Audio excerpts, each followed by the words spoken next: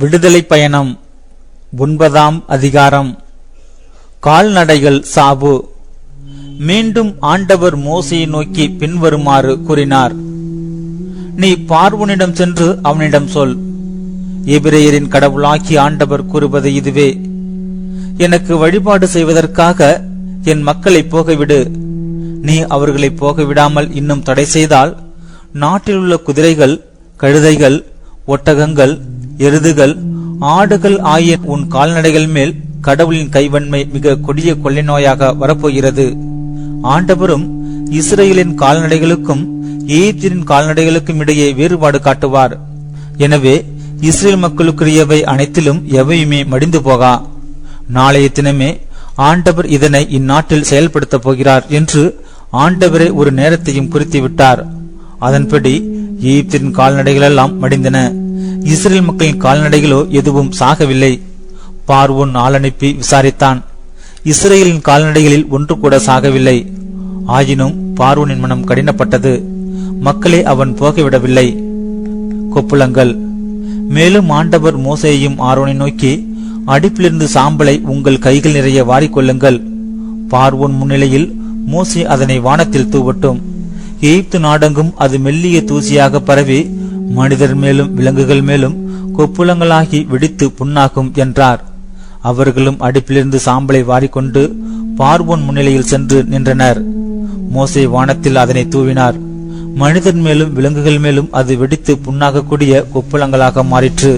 கொப்புளங்கள் தோன்றியதால் மந்திரவாதிகள் மோசையின் முன் நிற்க இயலவில்லை. ஏனெனில் மந்திரவாதிகள் மேலும் எல்லா எகிப்தியர் மேலும் கொப்புளங்கள் கண்டிருந்தது. ஆண்டவர் பார்வோனின் மனத்தை கடினப்படுத்தினார். ஆண்டவர் மோசேக்கு அறிவித்தபடியே அவர்களுக்கு அவன் செவிசாய்க்கவில்லை.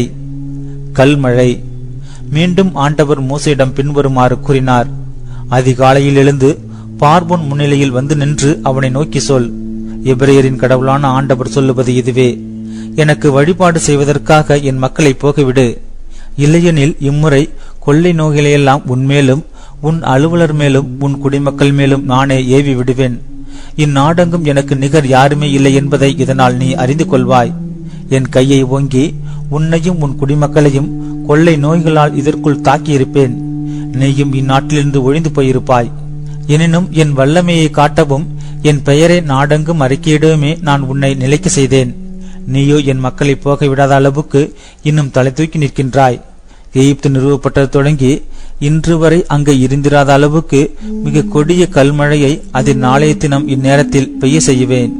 எனவே உன் கால்நடைகளையும் வயல்வெளியில் உனக்குரிய எல்லாவற்றையும் பாதுகாப்பான இடத்தில் தஞ்சம் புக செய்ய இப்போதே ஆள் அனுப்பிவிடு. வீட்டிற்கு கொண்டு சேர்க்கப்படாமல் வயல்வெளியில் விடப்பட்ட மனிதர் அனைவர் மேலும் விலங்குகள் அனைத்தின் மேலும் கல்மழை பெய்ய எல்லோரும் அடிவர். பார்வோனின் அலுவலரில் ஆண்டவரின் வார்த்தையை மதித்தவர் தம் அடிமைகளையும் தம் கால்நடைகளையும் வீடுகளுக்குள் ஓட்டிவிட்டனர்.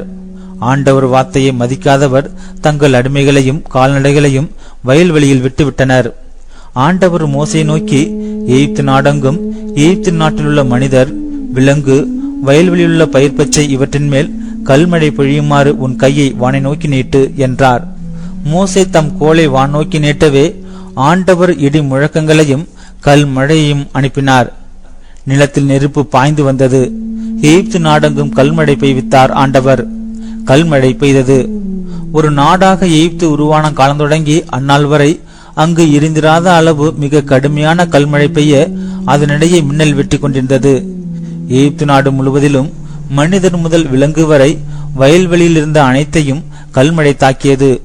மேலும் வயல்வெளியில் பயிர் பச்சை யாவற்றையும் பாழ்படுத்தியது. வயல்வெளி மரங்கள் அனைத்தையும் முறித்தெறிந்தது. இஸ்ரேல் மக்கள் தங்கியிருந்த கோசன் நிலப்பகுதியில் மட்டும் கல்மழை பெய்யவில்லை. பார்வோன் ஆள் அனுப்பி மோசேயையும் ஆரோனையும் கூப்பிட்டான்.